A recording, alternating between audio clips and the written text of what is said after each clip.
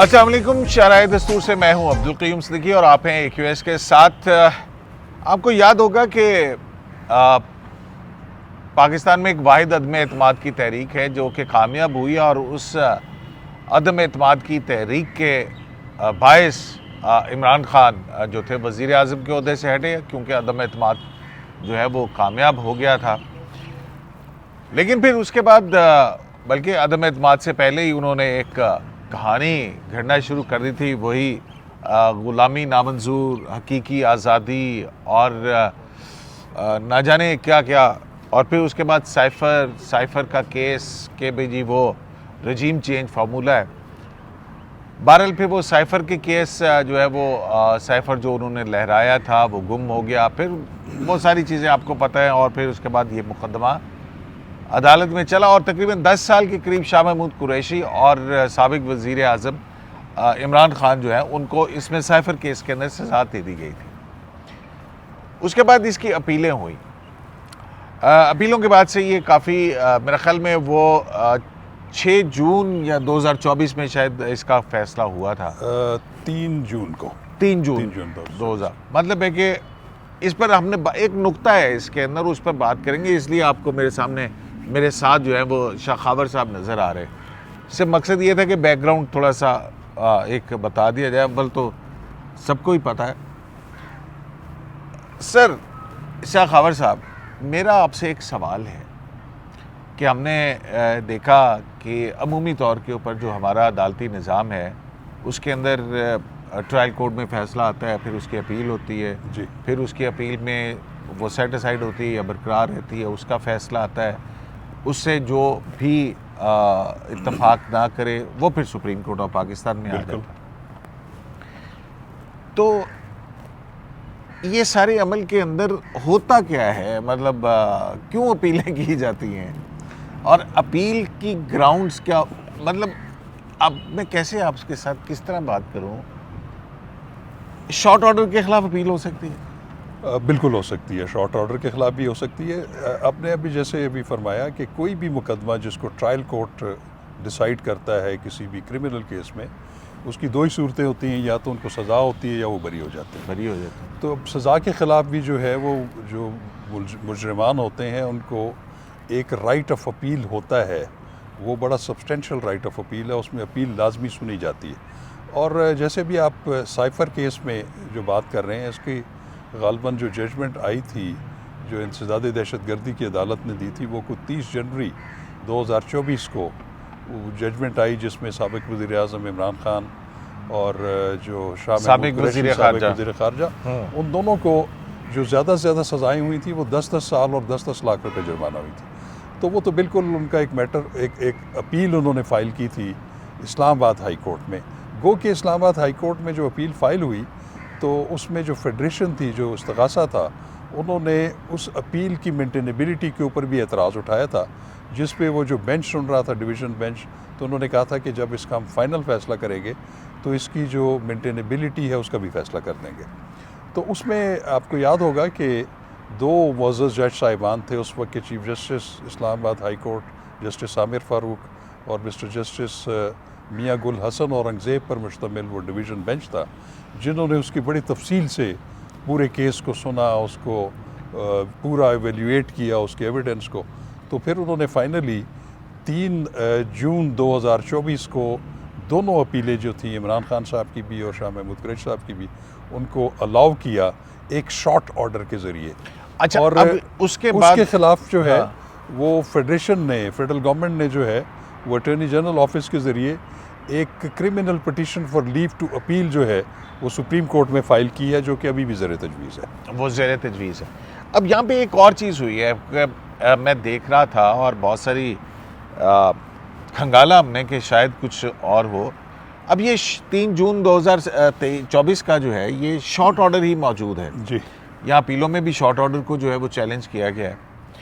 तो अब अमूमी तौर पर तो होता है, उसकी रीजनिंग आती है ना कि ये आपका शॉर्ट ऑर्डर जो है ये किन वजूहात की बिना पर अदालत इस नतीजे पर पहुंची है कि ये उनकी अपील जो है वो मंजूर होनी चाहिए और उनको बरी किया जाता है। अब इसमें एक ट्विस्ट आया है, आपको पता है कि मियां गुल हसन औरंगज़ेब साहब, जस्टिस मियां गुल हसन औरंगज़ेब जो है वो हैं एक्टिंग चीफ जस्ट एक्टिंग जज ऑफ द सुप्रीम कोर्ट, बिल्कुल जबकि जस्टिस आमिर फारूक जो हैं वो हो गए हैं जज ऑफ द सुप्रीम कोर्ट, बिल्कुल मुस्तकिल जज हैं। अब ये दोनों की डीबी है, इसने अलाउ किया हुआ है, जी। डिटेल रीजनिंग आई नहीं है, शॉर्ट ऑर्डर के खिलाफ फेडरेशन अपील के अंदर आ गई। जी। तो अब ये क्या होगा? वैसे तो अभी तक काफ़ी हद तक जी नहीं क्यों लगी, साहब, तो ये बड़ी दिलचस्प सूरत हाल है और इसमें काफ़ी कानूनी पेचीदगियाँ भी मेरा ख्याल है सामने आएंगी। उसकी वजह यह है कि जो गवर्नमेंट जो एग्रीव्ड थी उस जजमेंट से जिसमें उनको बरियत दी गई थी दोनों को, तो उसके ख़िलाफ़ उनके पास जो एक रेमेडी लीगल मौजूद थी वो सुप्रीम कोर्ट ऑफ पाकिस्तान में आर्टिकल 185(3) के तहत criminal petition for leave to appeal, और उसकी जो मियाद होती है वो 1 महीने 30 दिन के अंदर अंदर करनी होती है। तो उसमें ये जजमेंट्स मौजूद हैं कि आप डिटेल जजमेंट का आप इंतज़ार ना करें, आप जो शॉर्ट ऑर्डर है या शॉर्ट जजमेंट है उसको भी बुनियाद बनाकर आप विद इन 30 डेज़ आपने अपील करनी है। वो फेडरेशन ने कर दी। अब जैसे अभी आपने सूरत हाल बताई, वो बड़ी दिलचस्प सूरत हाल है कि जो उस डिवीज़न बेंच के मौजूद मेंबरान थे जस्टिस आमिर फारूक और जस्टिस मियां गुल हसन, वो सुप्रीम कोर्ट में आ चुके हैं। जस्टिस गो के अभी जो मियां गुल हसन साहब हैं जस्टिस, उनका लियन अभी भी हाई कोर्ट के साथ है, क्योंकि अगर उनकी जो बतौर एक्टिंग जज अगर तैनाती किसी भी तरह मनसूख होती है तो वो वापस रिवर्ट बैक कर जाएंगे। अब यहाँ पे सवाल ये आता है कि ये जो जजमेंट है वो शॉर्ट ऑर्डर पे बेस कर रही है, उसमें जो सिंपल वर्डिंग्स हैं वो यही हैं जो कि शॉर्ट ऑर्डर में होती हैं कि the reasons to be recorded later, these appeals are allowed and the accused are acquitted. हाँ, तो वो तो इसी तरह की जजमेंट है।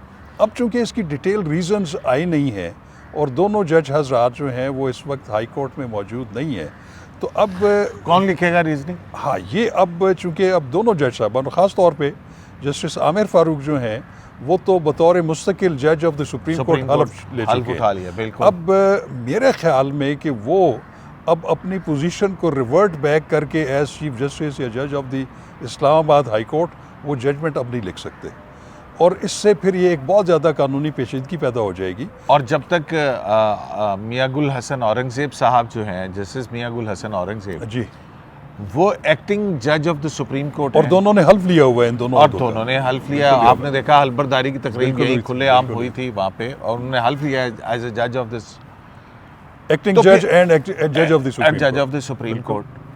तो अब फिर क्या होगा? मतलब अगर मियां गुल साहब जो हैं वो वापस हाई कोर्ट चले जाते हैं जज के तौर के ऊपर, जी जी, तो वो तो लिख देंगे, लेकिन ये तो डीबी थी। अब उसकी रीजनिंग से इत्तफाक या इख्तलाफ क्या बाद में नहीं कर सकता सुप्रीम कोर्ट का जज? मेरा ख्याल में नहीं। उसकी वजह यह है कि जिसमें ख़ास तौर पे जस्टिस आमिर फारूक के बतौर मुस्तकिल जज सुप्रीम कोर्ट जब उन्होंने हलफ ले लिया, तो वो अब जो दोबारा जो है वो हाई कोर्ट के जज का गाउन नहीं पहन सकते, क्योंकि अगर उन्होंने डिटेल रीजंस देनी है तो वो बतौर चीफ जस्टिस या जज of the Islamabad high court देंगे, जो कि अब वो नहीं रहे। तो इसमें अल्टीमेटली जो मुझे ये लग रहा है कि इसका फेट यही होगा कि जब भी ये सुप्रीम कोर्ट में अपील लगेगी या लीव टू अपील की पहली हेयरिंग होगी, तो उसमें फेडरेशन लाजमी इस बात को उठाएगी और कोर्ट भी ये देखेगी कि चूँकि वो एक्विटल हुआ हुआ है, उनकी बरियत हुई है और उसकी रीजंस नहीं है, तो जब रीजंस ना हो तो फिर डेफिनेटली उसका तो फेट यही होता है कि वो दोबारा केस रिमांड हो जाए इस्लामाबाद हाई कोर्ट में और वहाँ पे एक नया बेंच जो है इस अपील को सुने। नहीं तो फिर ये क्या होगा? मतलब एक सॉरी एक्सक्यूज मी सर, मुझे आपने कंफ्यूज कर दिया नहीं, कि ये एक बंदा ये नीचे से situation ही ऐसी हाई है। कोर्ट से जो है वो रिहा हो गया, जी। एक्विट हो गया, लेकिन अगर फैसला जज साहब ने नहीं लिखा और वो उससे पहले वो चले गए हैं, रिटायर हो गए हैं या जी। अपना एलिवेट हो गए हैं सुप्रीम कोर्ट के अंदर, तो इसमें उस बेचारे एक्यूज का क्या कसूर है जी। कि वो दोबारा जो है वो अपील दोबारा सुने? ये सुप्रीम कोर्ट भी कहेगी कि हम किन रीजंस के ऊपर इसको अपहेल्ड करें, हमें क्या पता क्या दी रीजंस, जी यही बात है। देखिए क्या नहीं दी है। देखिए तो ये कसूर तो जज का हुआ, नहीं। मुल्जिम का या एक्यूज का कसूर क्या हुआ? देखिए अब बात ये है कि जैसे किसी भी हाई कोर्ट के जज से कोई चीफ जस्टिस या ऑर्डिनरी जज जो है वो सुप्रीम कोर्ट में एलिवेट हो जाता है, और उन्होंने कुछ मुकदमात जो हैं वो सुन के उस पर उन्होंने जजमेंट रिजर्व की हुई है, तो वो तो डेफिनेटली ये होता है कि वो तो ऑटोमेटिकली री हियरिंग पे चला जाता है। लेकिन आप अगर आम केसेस में भी अगर देखें कि अगर supreme court of Pakistan satisfied हो कि कोई भी बरीयत की जो जजमेंट है वो विदाउट रीजनिंग है और उसमें जो ग्राउंड्स जो ट्रायल कोर्ट ने लिए थे उसको उन्होंने किस तरीके से उसको डिस्टिंग्विश किया है, तो अगर वो चीज़ें ना हो तो आम रूटीन में भी वो जजमेंट सेटिसाइड होके उनको मनसूख करके दोबारा जो है वो रिमांड कर दिया जाता है हाई कोर्ट्स को कि आप इन इन चीज़ों को कवर करके इनकी जस्टिफिकेशन दे के आप फिर फैसला दोबारा करें। तो सर उस सज़ा का क्या होगा जो ट्रायल कोर्ट ने सुनाई है? मतलब रिमांड करने का मतलब क्या है?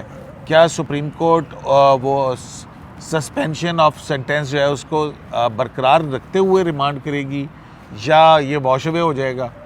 ये एक कॉम्प्लिकेटेड सिचुएशन है। अगर ऐसी सूरत होती है कि सुप्रीम कोर्ट के सामने ये आता है और वो देखते हैं कि अब इसकी तो रीजनिंग लिखी नहीं जा सकती, क्योंकि दोनों जज हजरात जो हैं वो सुप्रीम कोर्ट में आ चुके हैं और एक जो है वो परमानेंट जज हैं, तो फिर ऐसी सूरत में वो यही कर सकते हैं कि उस जजमेंट को सेट असाइड करके उसको डायरेक्शन दे सकते हैं इस्लामाबाद हाई कोर्ट को कि उस पर एक नया डिवीज़न बेंच तश्कील देकर इसको दोबारा इसको जो है वो सुना जाए और रीजनिंग के साथ इसको डिसाइड किया जाए। और फिर उसके बाद अगर वो ये भी हो सकता है कि वो जज साहबान जो नया बेंच है वो समझे कि ये तो एक्यूज़ तो एक्विटल बनता ही नहीं है, ये फिर वो जो नया बेंच है वो ही उसको देख सकते। तो फिर ये तो एक और मसला नहीं हो जाएगा? एक उसी अदालत ने उसको रिहा किया, उसी अदालत ने देखिए सिद्दीक साहब ये फिर एक और नहीं, हमारा जो जुडिशल सिस्टम पहले ही माशाल्लाह ये एक अलमिया है जो कहते हैं ना कि जो justice delayed is justice denied.